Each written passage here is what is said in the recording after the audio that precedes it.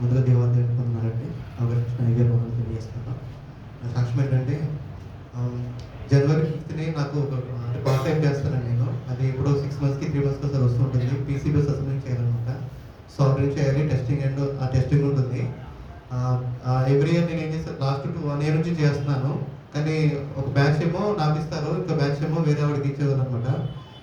ఈ ఇయర్ నాకు 600 boards every year 6 మంత్స్‌కి ఒకసారి చేసేవాడిని.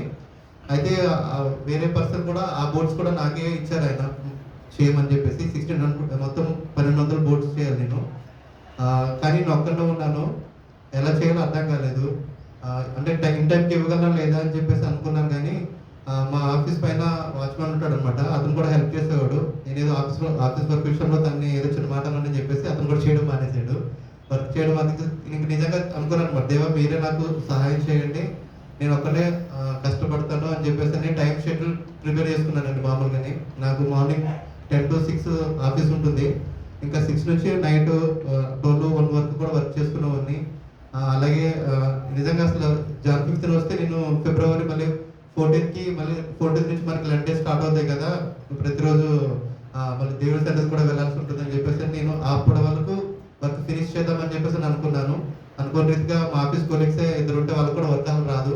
వాళ్ళకు 2 డేస్లో మళ్ళీ వాళ్ళకి ట్రైనింగ్ ఇచ్చి వాళ్ళ సపోర్ట్ తీసుకుని వర్క్ అయితే ఫిబ్రవరి 14కి 90% ఫినిష్ చేస్తానండి. ఇంక తర్వాత నుంచి మళ్ళీ మనకి లండే స్టార్ట్ అయింది. అప్పటి నుంచి మళ్ళీ సన్నిధికి రావడానికి దేవుడు అవకాశం ఇచ్చాడు.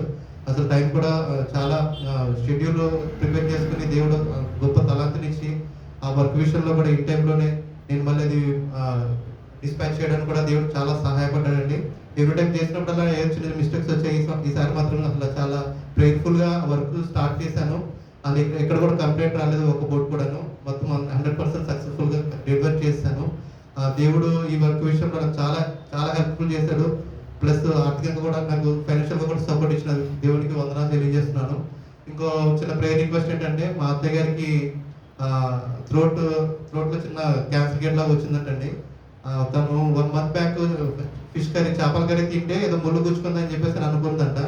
కానీ అప్పటి నుంచి తను 1 మంత్ అలా డిలే చేసాము. మేము కూడా చేప ముళ్ళు గుచ్చుకుందేమో అని చెప్పేసి తనకి మామూలుగా హాస్పిటల్కి తీసుకెళ్ళాము. చెక్ చేశారు, 2 డాక్టర్స్ చెక్ చేస్తే అది మామూలుగా చేప ముళ్ళు కదా, గుచ్చుకొని ఉంటుంది, చిన్నగా ఏదో ఇన్ఫెక్షన్ అయి ఉంటుందిలే అని మెడిసిన్స్ ఇచ్చి పంపించేశారండి.